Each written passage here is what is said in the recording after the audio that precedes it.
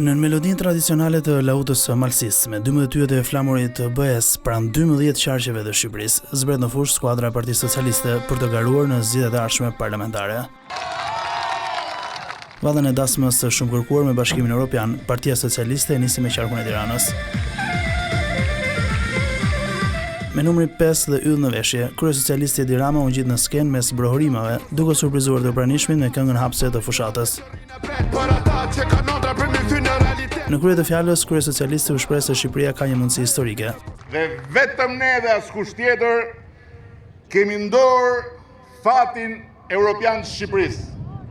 Dhe kemi 30 ditë përpara për t'u lidhur dorë për dorë me çdo shqiptar, me çdo shqiptare që e do zonjën e Shqipërisë në sallonin e Bashkimit Evropian dhe veten e vet qytetar e qytetare të barabartë të Europës. Duke ironizuar opozitën, Rama tha se Shqipëria nuk duhet të mbas shansin për në BE.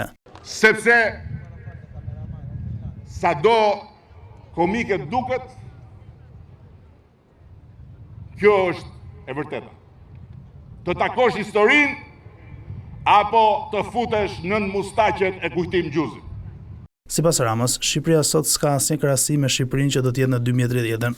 Barazim para ligjit, Rama tha se populli nuk mund ta lërë në dorë të qeverive.